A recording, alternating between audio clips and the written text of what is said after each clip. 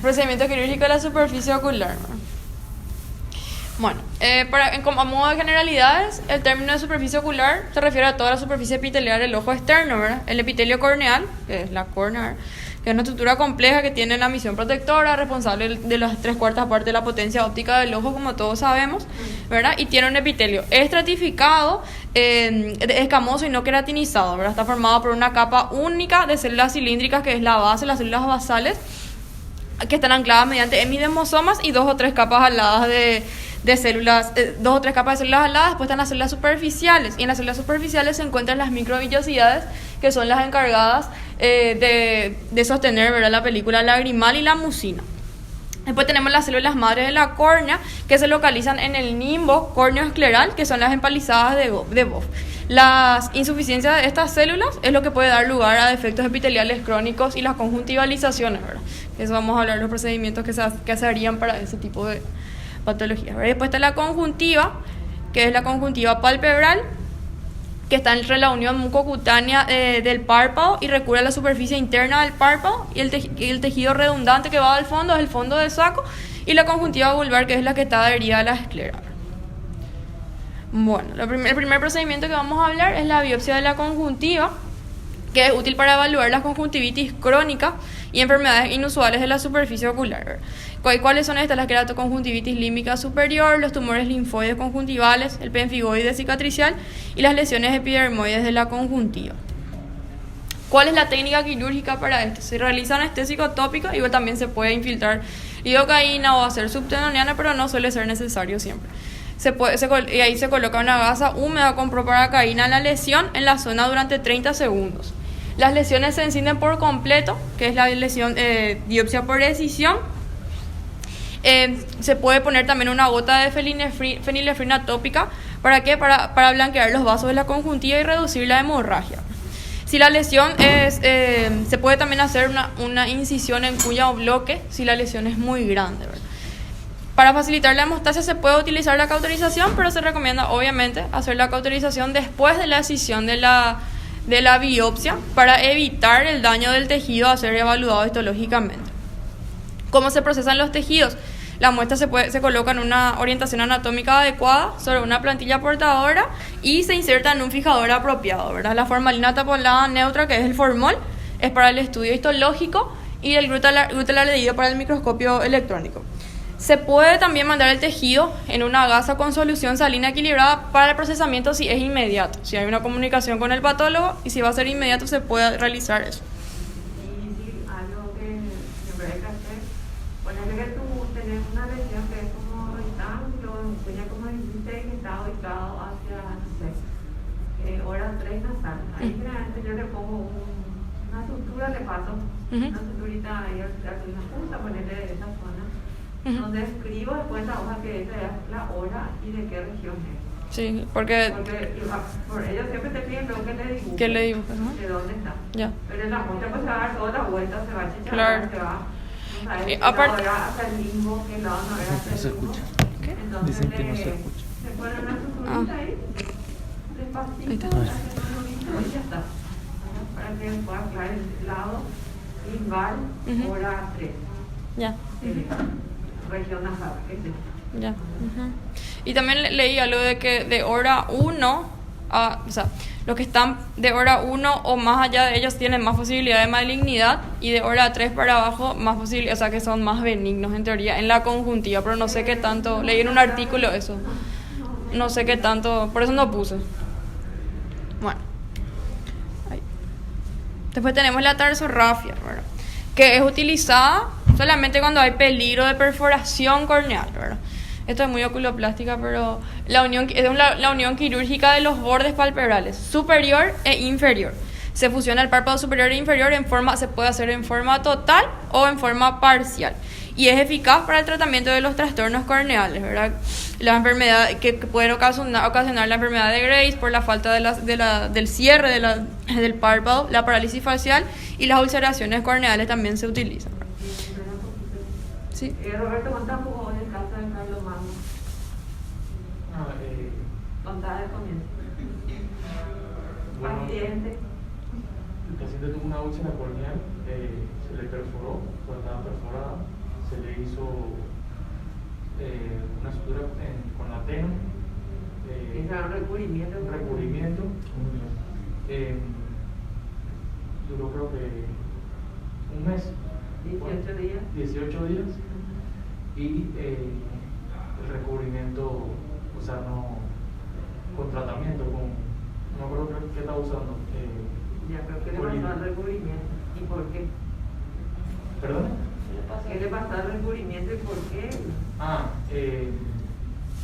Con el recubrimiento se infectó, se sobreinfectó, no se infección. Aplastado, Roberto, 100% aplastado. Un paciente de 81 años que tiene una parálisis del párpado superior, ¿verdad? No desciende, y tiene un ectropio por exposición, ¿verdad? Así ya tiene larga data.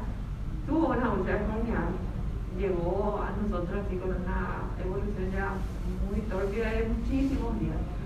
Obviamente ese ya tiene mal pronóstico. Yo le hice el recubrimiento, pero ese ojo ni baja el párpado superior ni el inferior ni sube. Y prendí el recubrimiento, la idea era hacerle después un cierre, una tarsorrafia para que quede pobre ya con una protección. Pero el recubrimiento hoy a los 18 días está todo necrosado en el centro porque la úlcera era una catástrofe. Entonces hoy ya se indicó la evisceración y una tarsorrafia, ¿verdad? Porque no le vamos a dejar tampoco la evi abierta. Una tarsorrafia parcial o casi el 80 le va a hacer la otra. Pero esto es lo que yo quiero que entiendan, que damos en la práctica. O sea, de nada sirve dar la clase si después no se les mete bien en la cabeza lo que damos en el consultorio. ¿Y por qué? ¿Sí? ¿Y quién es el doctor? El doctor. Ella ya le hace la visceración y la tarsorrafia. No se la hace completa para poder que se ponga el cuello. Sí, para que ponga algo de medicamento por lo menos. Ahora ya va a explicar. Bueno, y la tarsorrafia externa, que es la parcial, es la unión del tercio externo de ambos párpados, suficiente para proteger la córnea y para la hendidura palpebral residual permita una correcta función visual, ¿verdad? Para no tapar el eje visual, entonces se hace solamente la parte externa. Y la permanente, cuando ya hay casos de exposición corneal grave que requiere tarsorrafia permanente hasta la curación del defecto, ¿verdad? Se cierra por completo, se divide en la línea gris, se divide el orbicular con la parte inferior y se hace se sutura la parte superficial para poder... No, ella le va a hacer mucho más, le va a hacer una casi que permanente, pero sí, no sé quién es más. Porque el señor, sí, está aprendiendo. Que dice ella, como dice, son ojos con un pronóstico visual, ¿verdad? El paciente ve, pero hay riesgo de algo. Por eso ella te hace esta externa, que es como dice ella la unión, y esta permanente sí es más peligrosa porque vos ya no vas a poder controlar qué pasa, ¿verdad? Y no sabes también si es en el caso de una úlcera, por ejemplo, cuando podés ver... Este señor, por ejemplo, no le podíamos hacer su tarsorrafia en el seco, porque la úlcera estaba ya sola. De hecho, yo quería hacerle mal la visceración de una y no, pero siempre ahí es un proceso que el familiar entiende que le va a sacar el ojo, porque hasta que ellos se dan cuenta que ya no va más. Bueno. Intentar por lo menos. Por lo menos una semana. Claro, obviamente es más gasto, no significa que va a pagar, ¿verdad? Pero... Y después hay otras alternativas a la tarsorrafia, que es la tosis farmacológica, donde se hace inyección periorbitaria de toxina botulínica tipo A. ¿Para qué? Para paralizar los músculos auriculares y elevador del párpado, ¿verdad? Para proteger la superficie corneal. O adhesivo tisular con cianocrilato con objetivo también terapéutico. Sí, usamos mucho. Bueno, ahora vamos a hablar de la cirugía de pterigia, ¿verdad? ¿Eso es todo lo que me hace decir de cianocrilato? No, cianocrilato después... Bueno. No, eso es solamente en la tarsorrafia. Bueno, hablando de la cirugía, antes de hablar de la cirugía de pterigian, voy a hablar un poco de la clasificación, ¿verdad? El pterigian, o sea, como se ve ahí, puede ser una pingüécula, que es la degeneración elastósica del estroma conjuntival, y el pterigian una lesión fibrovascular subepitelial de tejido degenerativo de la conjuntiva vulvar que crece en forma de un triángulo, ¿verdad? La patogénesis aún sigue siendo un enigma, ¿verdad? Pero se le relaciona más a la afectación por la radiación ultravioleta del sol, ¿verdad? Y es más frecuente en pacientes que viven en climas cálidos, que tienen mucha exposición a la luz ultravioleta y tienen mucha sequedad ocular crónica. También se puede asociar a una deficiencia de la barrera lumbar. Bueno, y la clasificación, existen varias clasificaciones. La primera que se ve ahí es la que solemos usar acá, grado 1, que está solamente, que no llega al limbo, grado 2 cuando toca el limbo, grado 3 cuando sobrepasa el limbo, pero no sobrepasa el eje visual, o sea, no toca la pupila, y ahí dice grado 4, pero realmente nosotros usamos acá grado 3B cuando ya tapa el eje visual, ¿verdad? La última foto que está acá es un paciente que vimos en consulta que tenía un pterygium grado 3B, ¿verdad? Y también se puede clasificar de acuerdo a su morfología, que puede ser carnoso, atrófico, grueso o plano, o también de acuerdo a su tamaño, ¿verdad? Menor a 2 milímetros, de 2 a 4 milímetros y mayor a 4 milímetros. Existen factores de riesgo para los pacientes con pterygium, o sea, tienen más posibilidad de recidiva si hay pacientes menores de 40 años, generalmente decía que en hombres también. Si el pterygium está en crecimiento actual, o sea, el crecimiento está activo, o sea, es hipertrófico, todavía no es atrófico. Y cuando también otro de los factores de riesgo es cuando, o sea, se tiene que operar eso sí, cuando induce a un astigmatismo, y a partir el pterygium a partir de 2 a 3 milímetros es lo que induce astigmatismo y hay una afectación de la visión, ¿verdad? El tratamiento... ¿Cuánto lo opera el R1? Un factor de riesgo. Qué mal. R1 que sube. Bueno, el tratamiento, se puede hacer un tratamiento médico, ¿verdad? Que usamos acá antiinflamatorios y citalfluorote, que solemos usar regresivo, lubricantes y protección solar que le decimos al paciente, ¿verdad? Y el quirúrgico, cuando indicamos cirugía de pterygium, cuando hay malestar ocular, cuando ya hay una disminución de la visión por el astigmatismo secundario que produce, por estética cuando el paciente quiere operarse, ¿verdad? Cuando ya hay un crecimiento sobre la córnea hacia el eje visual y cuando hay restricción del movimiento ocular, ¿verdad? En el caso del simple, ¿verdad? Bueno. Y otra causita más es que en la práctica vemos mucho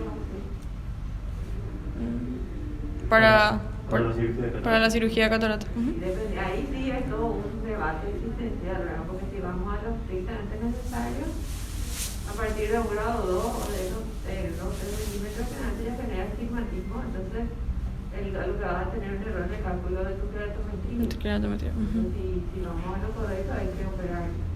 Pero muchas veces se hace un balance de costo-beneficio y demás. Entonces se obvia esa cirugía, ¿verdad? Los de 3 definitivamente no hay luego discusión. Claro.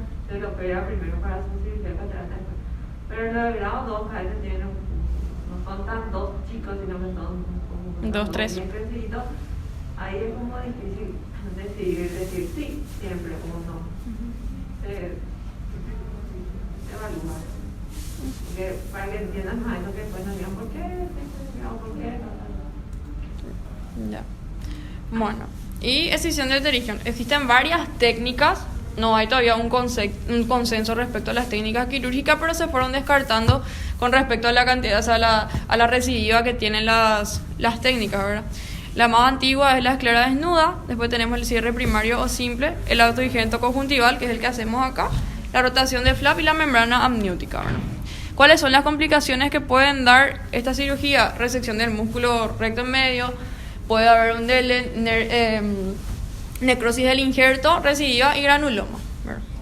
Bueno, esta es una de las técnicas más antiguas, que es la esclera desnuda, que tiene una tasa de recurrencia del 32 al 88% de los casos.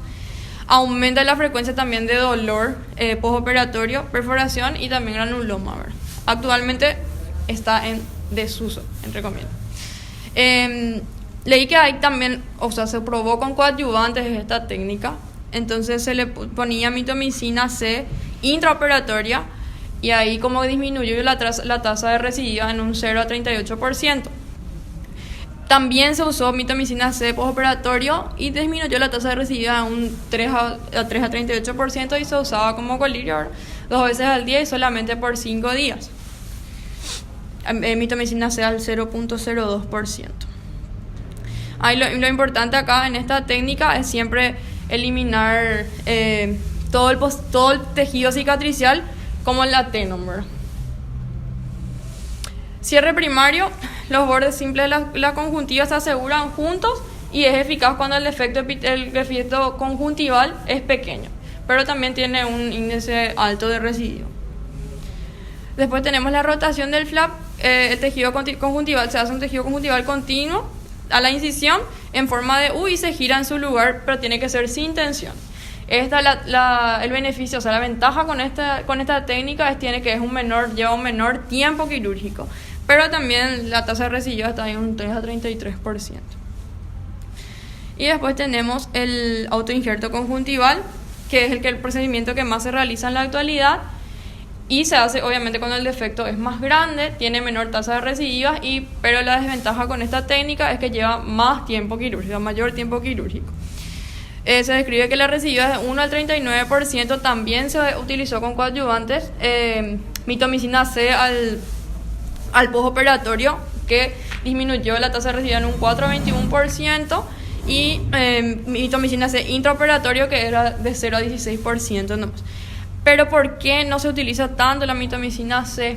Porque la mitomicina es un antibiótico y un antineoplásico que inhibe la proliferación celular, pero tiene también muchas complicaciones que pueden hacer inmediatos o a corto o largo plazo, y ahora que puede aparecer incluso años después, que puede ser necrosis, afinamiento escleral, cataratas, ulceración y opacificación de la córnea, y también puede causar mucho dolor y mucha sensibilidad. Bueno, la técnica, esa es la que más describí, era la del autoinjerto, porque es la que hacemos acá. Se hace anestesia. Antes de cerrar la técnica, que es importante, decime las indicaciones según el grado. ¿Cómo? Según el grado te dicen qué técnica vas a utilizar de las que describiste. Y según el grado 1 se puede hacer un cierre primario siempre y cuando no involucre la córnea, ¿verdad? O sea, no esté muy bien ahí en el borde. El cierre primario no. ¿Qué pasa por la edad? Quizás, ¿no? Quizás si es un anciano. Claro, si es un anciano y está usando una plastia para el lado nasal. Cuando es bicantal. Cuando es un bicantal. Pero, por ejemplo, paciente de mediana edad, de grado 1, y te dice que no soporta porque no le gusta que esté ahí. Autoinjerto. Autoinjerto y qué más. Trasplante de células limbarias. Con las células limbarias, autoinjerto, no sé qué más podría ser. Y recién me estaba avisando. Rotación del flap. Claro. Grado 1 le puede hacer una plastia de rotación. Sí, porque es pequeñito. Grado 2. Sí, ya va a ser con autoinjerto. Solo autoinjerto. Solo autoinjerto. También se puede hacer, la rotación también se puede hacer igual. Grado 2, plastia de rotación. Y grado 3A.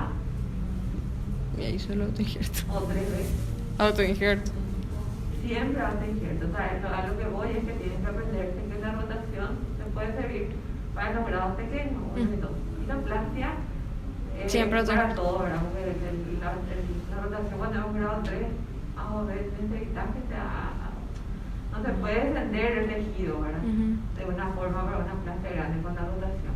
Eso tienes que saber. Y como dice Coqui, si es un paciente añoso y vos estás usando una plastia para uno de los lados y el otro lado es pequeño, ahí optás por un cierre primario. Pero esas cosas tienen que saber, chicos, puede ser que no sepas. No digo que algunos están, pero no, pero ella tiene que dominar eso. Hacer unas tips con que no te dicen ahí sacadas. Eso también puede hacer. O plastia inferior. En ese caso. La plastia inferior no me gusta mucho porque nunca digamos, no tenés tanto campo para entender. Eso por otra manera. ¿Es de la academia?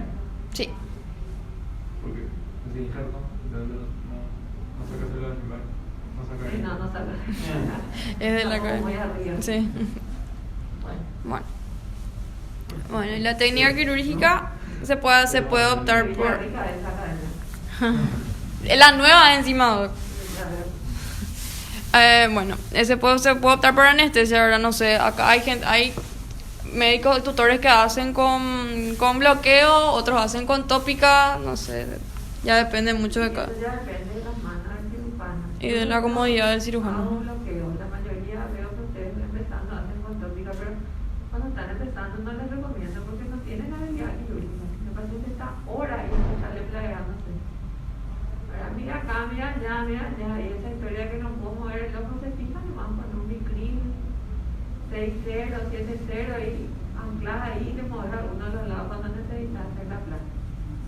Después, cuando tiene más estrés, sí se puede hacer tópica. Y depende del paciente si es H o no. ¿Qué tipo de paciente también? Exactamente.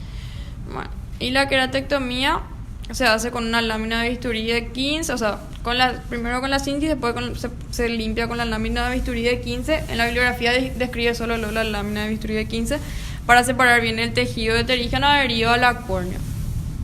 Se estirpa la cabeza del pterígeno y la teno subyacente con la tenectomía, pero siempre cuidando no lesionar las fibras del recto medio. Con un bolígrafo, que eso es en un mundo ideal, ¿verdad? Con un bolígrafo quirúrgico, el área a recolectar se marca de 0.5 a 1. Nunca usé. A 1.0 milímetros más grande que el defecto. Siempre es mejor que sobre a que falte plastia, ¿verdad? Y es esencial que el colgajo de tejido conjuntival tiene que ser delgado y con mínimo o nulo de teno. El material del donante siempre debe orientarse del limbo al limbo del lecho para hacer el trasplante de las células limbares. Alicia, ¿por qué no tiene que tener tanto teno? ¿Qué pasa si lleva mucho teno? Edema de la placa. ¿Qué hacemos?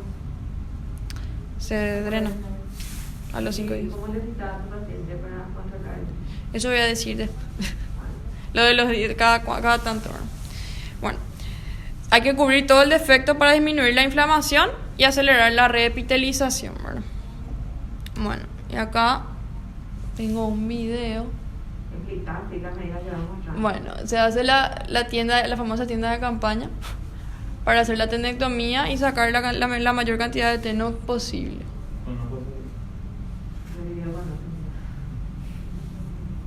¿Qué hiciste ahí entonces primero? La tiendita de campaña. No, pero ¿qué hiciste? ¿Qué estás haciendo? ¿Hiciste Un ojal en el cuerpo del pterígeno y ahí vamos diseccionando la teno. Exactamente. A mí esta es la técnica que me gusta. Que antes de empezar a trabajar por la cabeza o a realizar un corte directo, porque así se aseguran de secar la mayor cantidad de teno sin armar tanto despelote y sin que se les agrande tanto. Entonces vas viendo como hora por hora va metiendo la tijerita para separar. Y siempre teniendo cuidado de no agrandar tanto el lecho. Claro. No te queda bien limpio y ya te no. Sí. Ahí va a disectar todo. Bueno, después está la queratectomía, que no puse acá en la parte del video porque era muy pesado y no me reproducía. Pero acá es como... Pero justo obviamente la parte más importante para cortar. Sí, doc, pero no se era re pesado. Bueno, Se me... la no. próxima que vean esa casa entonces. Bueno, y ahí para la plastia, cuando ya tenés experiencia, se hace sin marcar, ¿verdad? Se puede hacer sin marcar y ahí se va diseccionando.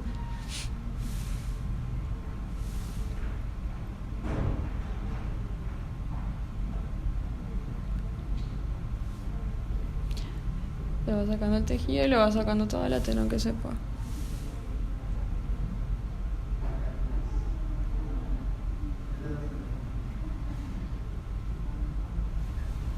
Siempre teniendo cuidado de no hacer un ojal ahí. Mejor. Esa cirugía era tuya, ¿verdad? Ah, sí, porque eso que sí que vieron antes, ese se hace para recubrimiento en realidad. Vieron que estaba, cuando retrocede como eso estaba mal. Ahí yo ya me olvidé, hace mucho que nací. Ese corte que yo estoy haciendo ahí horizontal, eso en realidad para un recubrimiento. Ah. Por eso ahí parece que me olvidé yo y en realidad no me di cuenta que estaba en inteligencia. Entonces lo correcto es lo que hice después. Agarrar y hacer el ojal. Ahí no sé, ahí me acordé que era un perino. Entonces para el recubrimiento en realidad ese corte. Para el terígeno ahí recién. Ahí se comienza. Ahí recién se comienza, hace un ojal y ahí penetra todo. Tengo acá otro video que no es tan bueno, pero tipo para o sea, me dije el lecho. Ese es otro video. Sí. Y para mostrar nomás que para marcar la distancia, ¿verdad? Y fíjate que eso, por ejemplo, lo que importa es tu longitud, no tanto lo posterior. El recubrimiento es lo posterior. Ayer marcó una casi 8 milímetros más o Sí. menos de longitud, porque ese limbo es lo que vos vas a trasladar. Ujú. Y de ancho hasta ahí está bien, ¿verdad? No hace falta que extiendan el ancho hasta el bléfaro, Ujú. porque esa parte vos tu plata tiene 4 milímetros más de espesor. El ancho, el largo lo que tiene que hacer, porque a veces se corta muy chiquitito. Y si esto no está bien cortado, pues me dicen, sí, está bien. Y me hacen una planta que queda así. Y el corte es de acá más o menos, porque esto es lo que vamos a trasladar acá. Ujú. No, esto del fondo no importa, esto no es lo que necesitas de planta. Lo que te interesa es esta extensión que le vas a poner ahí. Ujú. Y también hay tutores que hacen sin infiltrar nada, pero la otra Marilena, por ejemplo, le infiltra lidocaína entre la conjuntiva y la tenon para separar y que para que sea más fácil la disección, ¿verdad? Bueno, pero yo encontré un video bueno, y así debería de quedar. Los puntos no tienen que ser tan largos, pero tampoco tan cortos. Debe cubrir todo el lecho y tiene que ser como bien rectangular. A un milímetro. Entonces, a veces de repente estas maderas se erigen, ¿verdad? Y la idea es que esto se haga un cuerpo con toda la conjuntiva alrededor, de manera que cuando se revisen unos años ni se note. Pero si de repente estos maderas se erigen, atacan más la cabecita y creen que esto no hay que hacer un cuadradito. No, porque te va a retirar por arriba y por abajo. Ujú. Entonces, ya que están, se hace el tamaño ideal. La extensión. Hay tejidos más grandes que pueden extenderse hasta acá, y eso cuando tienen el cuerpo que va inferior y se extiende, pero esas son llamadas las excepciones. Un milímetro lindo. Me gusta Bueno, y yo encontré un videito donde le infiltran aire entre el... vea, Este fue un accidente, Bernardo Mosto. le infiltra aire entre la tenon y la conjuntiva y la disección parece fantástica, no sé qué tal la de ser en las prácticas. O sea, nada de tenon no tiene su plástica después. Pero puedes pedir un marcador si quieres empezar. No hay problema. Bueno, él está explicando tipo yo cuando empecé, era más peligroso por así, mejor hacer nomás los palos acá y entrar en la otra forma. Pero eso era para mostrar nomás que se le puede infiltrar lidocaína, se le puede infiltrar aire para ver con qué técnica es mejor, para que tenga la menor cantidad de tenon. Por ejemplo, hay un error. Tengo- Esta manera de secar para Fabisolana. Hay que difusinar, no cortar. Ok. Bueno, otra vez dónde está. Ay. Está en la manera de no, no es esto, que no quieren por la barra,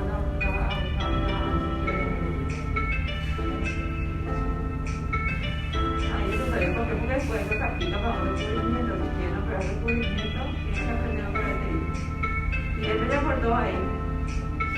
No evolucionó todavía.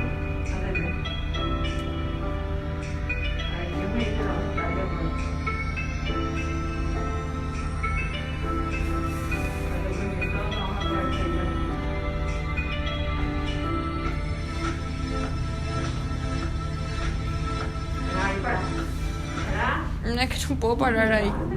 Esta pausa. Pausa tenés que poner. Por favor. Es que no sé dónde está. Pasa que está en Zoom, Doc, y no puedo. No sé por qué. ¿Me pueden adelantar? Algo importante. No puedo. ¿Ustedes están dando cuenta? No, ese es del video nomás. No sé dónde está el... Ah, el video. Ah, no es tu video eso. No. Es del print. No sé Que cómo. vean cómo está la tijera puesta. No sé qué lo saquen, son un poquito para No tiene el puntero. Espera que- ¿Dónde crees que pare? Tiene una bola. Está adelante. Ah, acá. No, ahí no. No se ve nada ahora. Ah, Ah.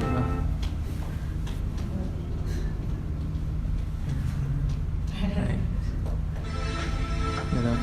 reproducir. Tu música, pero no. Bueno, ahí está. Bueno. Ven que la tijera va. Esto tiene que estar dado vuelta. ¿No? que vos estás evolucionando, pero para esta zona de ¿Cómo hacer esto? cuando te va a la actividad tiene que estar aquí. Y abajo, o sea, hacia abajo cortar.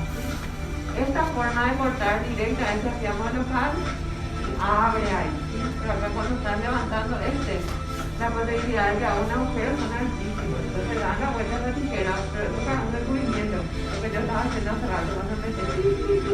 Porque me había salido acá, lo correcto es hacerlo para acá y ahí abrir tu tijera. ¿Sí? Eso no es. Ya, me voy a dar la vuelta. Ok. Bueno, ¿y qué no hacer? Porque justamente estaba diciendo ella, tenés que dar la vuelta a tu tijera, porque si no, ¿Qué es eso? te voy a mostrar cómo hice. ¿Sabes quién está cirugía primero? No? Mira, mira ahí. Bueno, paramos aquí a contar a... No puedo de nuevo. No, no puedo parar, creo. ¿Dónde está uno de tus errores? Vamos. Primero lo que llama. Antes de empezar el sentar ya está en falta. Espera que...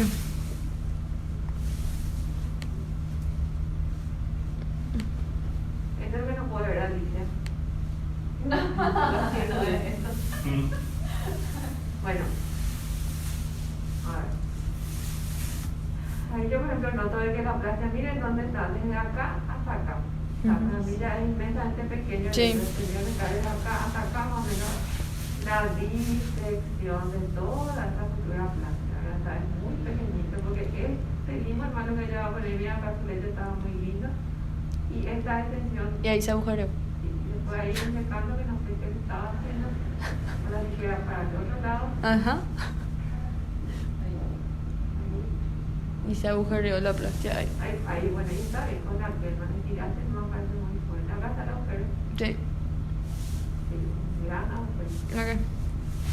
Sí. ¿Y qué hiciste pues, para solucionar? ¿Acá? Le puse un punto en el medio. Pero no, ese no es el mismo. Ese es para mostrar nomás que no tiene que ser un parche cuadrado, como me dijiste. Bueno, ok, ahí tiene. ¿Y acá dónde está el error? Que no cubre, o sea, no cubre por completo y es un parche ahí cuadrado, no es un rectángulo, es un parche cuadrado ahí. Y aparte que las suturas también no tienen que ser muy largas. Está muy engrosado. Ujú. ¿Ves? Y no sé, la tenectomía falta sacar un poquito más. Acá está demasiado engrosado. Ujú. ¿Y esto qué es? Y es un granuloma gigante, ese sí no es mío. Sí, acá por ejemplo ya ven cómo no hay plastia o tal vez acá esta hora se ve la plastia y eso ya es Eso es porque se quedó con más tiempo las suturas. un desastre total. Bueno, y por eso es importante también hacer el control el primer día, al quinto día y luego al 10º día ya retirarle los puntos para evitar la formación de Es un granulos. error que yo encuentro en el 99, en el 100%, 1% de los casos, ¿no? Ponele que vos operaste y después le toca el control a Dani, ¿verdad? Y Dani ve que está en el día 7. Y tiene que venir o le sacás ese día o le quitas en 3 días. Como decir, no, pero es San Quintín. Entonces le quitas ese día. Ya son 7 días, no le va a pasar nada. Si eso no se adhirió, no porque tenga los puntos se va a adherir, ¿verdad? Porque después ese señor que le quita los 7 días va a venir en un mes, en 2 semanas o una semana más. Ya son 15 días y ya hacen granuloma. Entonces por eso hay que saber citar. El primer día le ven a su control, después le ven al tercer día por el riesgo de edema de plastia. Ujú. Si no puede venir al tercer día, Y en el hacer la quinto. sesión. Bueno, venga al quinto. Y del quinto sí o sí al quinto para que cumpla 10. Ujú. O a ese que le diste al día 3 en 7 para que venga el día 10. O sea, tiene que saber nomás citar al paciente y por más que sea lejos va a venir, como yo tengo todos mis pacientes que vienen de no sé dónde y vienen en la fecha. O sea, tiene nomás que saber acomodar. Y encargar a su compañerito, porque el compañerito mira el origen y pone volver en 10 y no sé, en 15, de repente me toca ver 3 semanas con el punto. El compañerito también tiene que saber contar los días de cirugía y ver cuántos días falta realmente para la extracción, porque si ustedes nos ayudan, después terminan todos así. Y después quieren hacer cataratas, quieren hacer recubrimiento, quieren hacer trasplante, y eso es lo que vemos nosotros ahora en el 90% de los residentes. ¿Sí? Así que tienen que saber Porque no, pero quien te dice no puede estar igual. Dice que se quiere conectar. ¿Qué? Claudia dice que se quiere conectar. Yo no estoy aceptando. Ali está aceptando. Día a día. Yo Porque si la clase no está muy bien adherida. era día a día. No hay cuenta. Pero cuando la clase se mueve demasiado. No se va a mover. Si ese ya no se lo resultado de 10 años que le resta y después ya no se vea. Si le hizo resistencia a los 3 días, es lo que está colgando y se quita. Y día a día. Ahí le queda. Justo llegó día 9 porque murió no sé quién. Ok, ya no. Pero yo veo mucho error, no tanto del paciente, sino en las formas que le citan. Y esto fue un compañerito que vio la cirugía. O incluso tutores también. Ya me pasó. Tienen que contar, ver. La idea, como le digo, el primer día, tercer día, no puedo, ok, quinto día, pero ya le avisan que pueda volver en 5 días o en 7, si por el día 13, para quitarse cuando el paciente va y lo que más quiere es que se le quite su punto. La enfermedad de San Pedro del Chaco. Bueno. Y la cantidad de puntos. Y la cantidad de puntos, como ella puso en esa primera fotita. Hay escuelas que quieren poner pocos puntos. Y los puntos necesarios, ni muchos ni pocos. A veces yo veo que hay 4 puntos ahí cuando como si 4 ya son el integral de la lógica que por lo menos 8 o 9 vas a tener. Entonces, de repente he visto gente que pone 3 puntos, pero no, si acaba uno de nuclear, 2 de nuclear, 3, 4. Después tenemos 1, 2, 3, 4, 5, 6, 7, 8. Hay unos 9 extra. Para mí esa es la cantidad. Tampoco no va por la cantidad que saliera, sino que la buena mía lo que va a hacer que saliera correctamente. Y cuesta muchísimo operarse en esa, que creo que es fácil, ¿Y se define? En el revés. Bueno, sí, esa es la foto de la parte final de tu video. Bueno, y el tratamiento postoperatorio, repitiendo otra vez, ocluir el ojo durante las primeras 24 horas generalmente se hace acá, o sea, postoperatorio. Colirios antibióticos, esteroides y mucho lubricante. Evitar vasoconstrictores, o sea, evitar para hasta asegurar la vascularización del colgajo y tratar de evitar por lo menos, decirle al paciente que evite la exposición ultravioleta durante por lo menos 2 meses postquirúrgico para evitar las recidivas, ¿verdad? Controles, yo puse el primer día, quinto día y a los 10 días, pero tiene que ser al tercero. No, como dijimos recién, tienes 2 opciones, tú vas a hacer los 3 o 5. Ya. De 10 lo que quiero que al sumar de 10. Ya, sí, al sumar de 10, ya. Sumar de 10. Y sacarle los puntos máximos a los 10 días. Bueno, recubrimiento conjuntival. Lo primero que decir que no se considera primera línea de tratamiento. Es el procedimiento donde se usa la misma conjuntiva del paciente para recubrir la superficie ocular afectada. Es un método eficaz para tratar los trastornos inflamatorios estructurales de la córnea cuando la restauración de la visión no es la principal preocupación. O sea, que cuando no preocupa tanto la visión del paciente, sino que la infección o el defecto que tiene. ¿Cuáles son las indicaciones? En los defectos epiteliales crónicos, estériles, que no cicatrizan, por ejemplo, las queratitis estromales por herpes simples o el virus del herpes zóster, por heridas corneales cerradas pero inestables, a consecuencia de las quemaduras químicas, las quemaduras térmicas, queratoconjuntivitis bullosa, la queratopatía neurotrófica, la preparación del ojo tísico en espera de la cubierta protésica. ¿Y cuál es la técnica quirúrgica? La que más se describe en todas las bibliografías que vi es la de Gundersen, que se describió en el año 1958. ¿Cuáles son los principios? Hay que eliminar, o sea, la eliminación completa del epitelio corneal y el debridamiento del tejido necrótico de la córnea. Se crea también un colgajo conjuntival móvil y fino que contiene una cápsula de Tenon mínima. Muy importante que no haya ojales conjuntivales y ausencia de la retracción de los bordes del colgajo porque podrían provocar retracción del colgajo.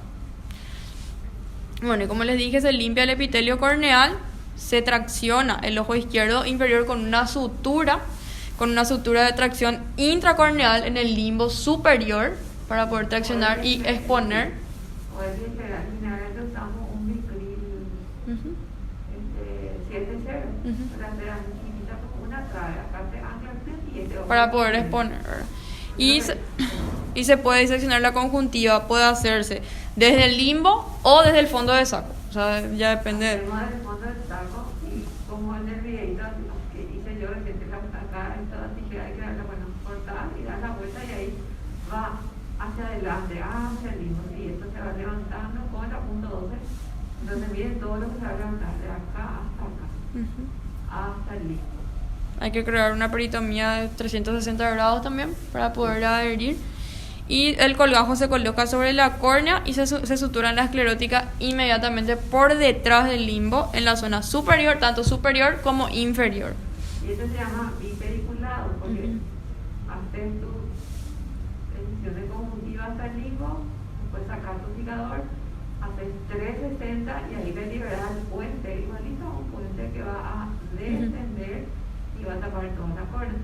Entonces retrae muchísimo, acuérdate que el ojo que te dan es un ojo que está reventado con una reacción inflamatoria gigantesca, esto está todo pegado, sangra muchísimo, en fin, cuesta mucho hacer. Y se retrae, como dice, finalmente en la zona inferior, ahí llevamos muchos puntos, todo lo que pueda integrar, porque esto se retrae como si nada. Y generalmente se queda descubierto la verdad, lo que vimos hoy, Roberto, era que nuestro recubrimiento estaba muy bien. Pero en la zona central necrosó completamente. Por la curva de la úlcera. Claro, porque igual sigue eso, El proceso infeccioso no. sí, el proceso infeccioso sigue e incluso es más propenso a seguir proliferando por debajo del recubrimiento. ¿Alguno le una ventana también? ¿En el recubrimiento? Nunca.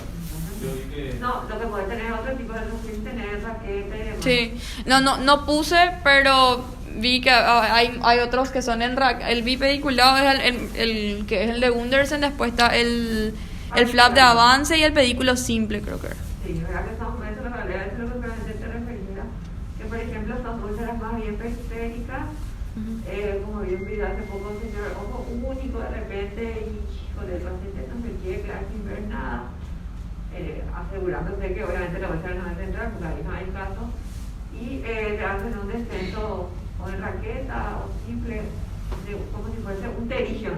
Como el flap, como la rotación. Un terigio vas a construir ahí, vas a poner todos los nylon. Y en raquetas el pedículo simple. Eso se usa muchísimo ahora ya. Creo que yo estaba hablando con Edgar. Para no llegar a este recubrimiento que vimos, nadie quiere llegar a eso, porque sabe que no tiene generalmente un buen resultado, que nosotros sí tenemos buenos resultados, porque se cae el proceso infeccioso, se le retira el recubrimiento y después se va a su trasplante. Pero lo que se usa muchísimo ahora son los parciales, sobre todo en las úlceras periféricas o incluso de la mitad casi de la córnea, que le descienden o le hacen esa raquetita para acelerar, porque las botas no es suficiente. Eso es lo que más se usa ahora. Y yo quiero implementar, por ejemplo, esa otra que hoy vimos, que es la que dio Paola de la vida, salió que son IFA, ¿verdad? Que ella está localizada exactamente acá, mide 3x3, es periférica y le podemos dar un tiempito. Si jode mucho, a ella ya le hacen un recubrimiento ahí en raquetita. ¿Revisas? Sí. ¿Ya le hice? No, ahora le vamos a ver. Pero el mío siempre, así como hizo Paola, de Oviedo, bien tempranito, con una nota prioridad, urgencia. Entonces llega el paciente acá, le tomamos y ya después ya sale, no sé. Y Roberto ya tomó parte de la moto. Ya está tomando otra más difícil. Bueno, después está el trasplante limbal, que generalmente se hace cuando es unilateral, o sea, se hace en la injerto del otro ojo. Es más difícil hacer, cuando es bilateral es más difícil porque tenés que encontrar un donador. Se elimina el epitelio corneal insalubre de la conjuntiva primero y cualquier panus dentro de los 2 milímetros del ojo receptor, y se adhieren 2 autoinjertos limbares delgados del otro ojo al limbo para facilitar la regeneración y proliferación de las células epiteliales corneales, ¿verdad? O sea, hacen 2 parchecitos. Es más difícil de ver. Por eso que me gustaría que les guste esta referencia, porque realmente llegan a R2 y R3, a ustedes les hablo, porque a los viejos ya no hay cómo cambiarle. ¿Cómo se llama? No les expresen a un terigio porque sean R2 y de repente en quirófano no hay una catarata.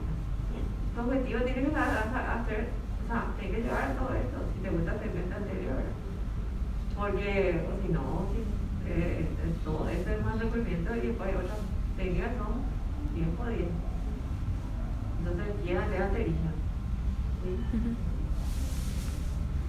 Bueno, y la membrana amniótica, ¿verdad?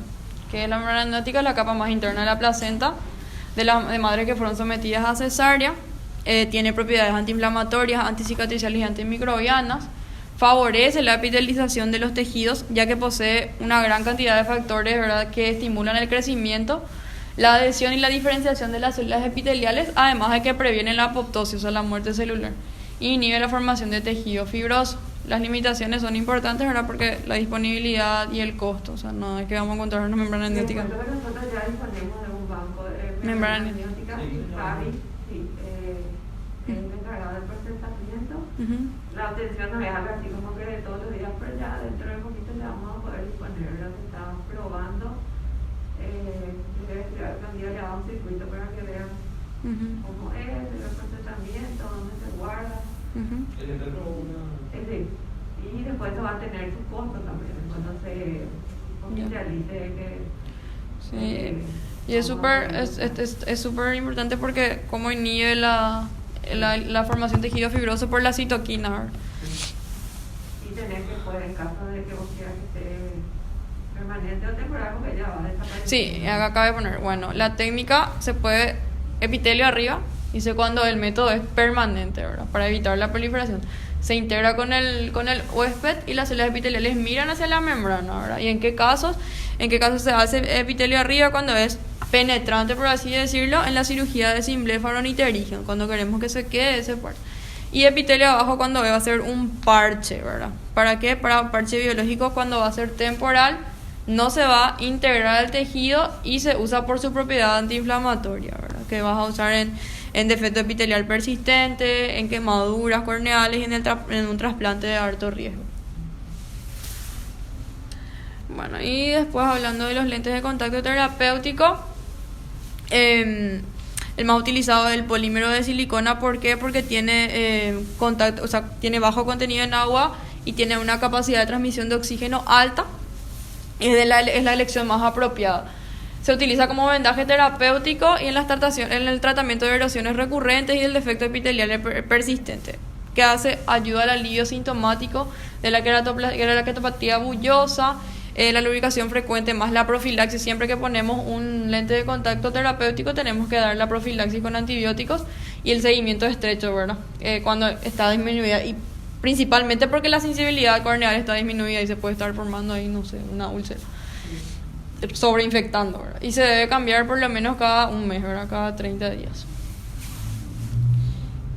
Y por último el cianocrilato, que es un monómero de forma líquida, incoloro, con propiedades adhesivas. Es útil para perforaciones pequeñas, menor a 3 milímetros, y previene que progrese el adelgazamiento y apoya el estroma durante el proceso de vascularización. O sea, se describe mucho que el cianocrilato que de erosiones pequeñas vayan a una cirugía más complicada, ¿verdad? Y retarda la entrada también de células inflamatorias. O sea, su utilización precoz, como por ejemplo en un melting corneal, redujo considerablemente las intervenciones quirúrgicas al retardar las células inflamatorias. En realidad los melting ya no tiene mucho que hacer y cuesta mucho. No. Decimos que es útil en preparaciones menores a 3 milímetros. Ya, ok. El melting no se va a adherir. Eso sí, en la academia, o sea, no. Tenemos un paciente que tiene lepra, media revisión, no en revisión. No, neurotrófico. Como no siente, él jamás dio cuenta que tenía una úlcera que le perforó el ojo, era su ojo único. El otro ya perdió, no sé por qué. Y esta cornea tiene como 4.5 de una zona del medio central. Y tiene un montón de microperforaciones por todos lados, estaba filtrando. Se le puso cianocrilato, aguantó algo, se le cayó, después yo le puse la de ahora hace el viernes. Creo que le dije así con quién estuvo conmigo. Está Roberto está bien designado. Que le dimos la cámara, hasta ahora te dije que veas su cámara cómo está formada. Viernes. ¿Por qué tira que le llegó al paciente, ¿te acuerdas? Pero no sé con quién estaba ella. Y el bill de moneda. Sí, ella después yo le dije a Vos ella estaba en quirófano. y está bastante bien pobrecito, No, ¿verdad? el otro, mira, estoy con el otro. Y no, ya, qué sé yo, no sé, no sé qué le pasó, ¿verdad? Pero como él tiene hipostesia, No se dio cuenta. no siente, nunca le duele. Aparentemente, gracias a eso, pobrecito, no le duele tampoco el cianofilato que tiene ahí, ¿verdad? Porque eso duele como una guerra. O no le de contacto encima, ¿no? Pero está medio feíto. Bueno, y eso es todo. Yo pregunté un caso hace poco, un paciente que se operó, 32 años tenía, se operó en otro lado, hace un año atrás, de un pterígio bicantal, y le volvió a crecer más grande, bicantal otra vez. Y yo le pregunté, no sabía si se hizo plasma, qué es lo que se hizo, le pregunté si tenía puntos, le dije, si le sacaron los puntos, me dijo que no. Entonces ahí, entonces ahí me llamaron otra vez la ambulancia y me dijo que le indique una analítica porque no iba a tener contacto porque el teléfono era tan grande que no iba a haber objetivo. Y esa O injerto del otro lado, pero del otro lado también tenía teléfono. Y lo que dijimos hace rato, si donde dijimos que iba a hacer que le hago, y bueno, es bioplastia. El autoinjerto o una membrana amniótica.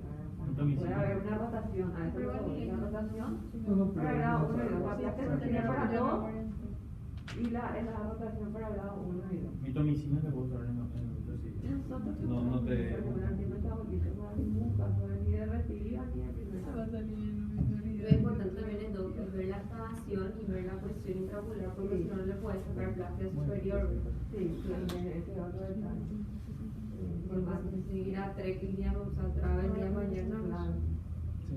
Pero ahí también yo soy medio, de repente veo, pero yo creo que la hacen una plata inferior. Y no sé, yo voy a tener la coma, o sea, con una presión de 14, no, sospechoso. Y sí, pero ahora si algo de 0,9 o 0,8 yo creo que ni te va a operar pterígio, es más preocupante lo otro. Entonces ahí es como que diciendo un poco de eso, de repente veo mucho de esos casos de sospecha, sobre todo el 4 o 5, no, porque va a tener, ¿quién te dijo que va a tener glaucoma? No sé, se va a quedar a lo mejor. Ahora, si es un 0,405 con una PIO de 25, ese sí va a tener glaucoma. Pero a lo que tiene 10 de PIO y 0,405 y me hace una placa inferior, la placa no está. Sí. Y si tiene glaucoma, le debe decir que tenga que le hace el día dentro de 20 años, ya ni se va a usar la frega, así que olvídense. No, mentira, que no. Y para decir que catarata no importa. Para la cirugía de catarata, y bueno, después nunca va a hacer todo para continuo. No, mentira. No, es que si el tipo tiene, no sé, la chica como dijimos, 25 años, atención en el cliente, no sé, hizo un grado 2 espantoso. O sea, la superior, no van a pensar en la cara el día de mañana.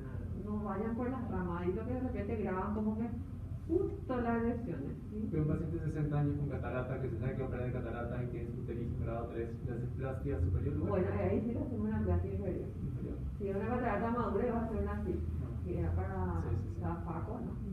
O sea, es que tienen que acordarse de todas las cosas primero. No hacer demasiado automático, esperar un poco y tal cosa y ver y le pueden preguntar siempre al tutor, no te digo discutir, ¿verdad? Porque el tutor siempre tiene la razón, pero no mentira, porque nosotros también nos equivocamos muchísimo. Que hice la plastia ¿Será que tal superior cosa? y después me cagué en la cirugía de Patricia. ¿Qué? Que hice un pterígio y le hice la plastia superior Sí. y después mismo paciente superior de catarata con Patricia. Y, Ya, pero no sabía ese y yo no detalle. sabía ese detalle y se Bueno, quedó y no tiene que se ver, entonces. cubría la conjunción. Ay, Estaba no. tan retraída que no se cubría la herida. Claro, ese sí es un problema. ¿Y qué se hizo? No sé, no le di mal paso. Parche escleral. Plastia lateral. No, pero usted no Viajé, se me confía. pareció un mes y nunca más le vi al paciente. Pero sí, pero pasó. No permite. No, pero eso es cierto, cuando por ejemplo te dicen otra cosa, ustedes ya son los dueños del paciente, porque también muchos acá en la escuela Pilato, que le operan todo muy lindo arriba y el otro día si te dicen, no me acuerdo, pero que el ex, o sea, no, o sea, así nomás, ¿verdad? Entonces tiene que ver la historia y ver qué tiene, qué no tiene, va a ser sospechoso, qué va a desarrollar y preguntar, ¿qué le voy a hacer? ¿Verdad? Y controlar después. Como dijimos, y si ustedes no están porque viajan, yo creo que tiene que tener su partner. Sí. Su partner es el responsable de todo. Por ejemplo, esta chica Gabriela, si le eligió como Dani, Dani es el responsable absolutamente de todo lo que le pasa después del paciente. Pero tiene que tener uno o dos partners así. Nosotros trabajamos así. No es, porque a veces me dicen, no, yo no voy a estar. No tenía 17 compañeros, o sea, no puede ser que los 17 se puedan toda excursión, no sé, porque alguien tiene que estar.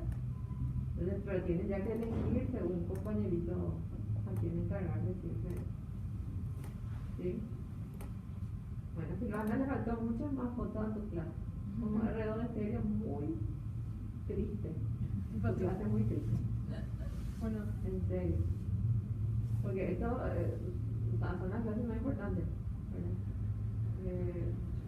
De fotitos y todo lo demás.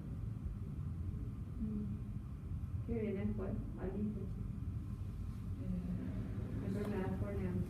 Una También platia, volver a una clase de ética del domingo está muy bueno. No voy a copiarme ahora, tampoco.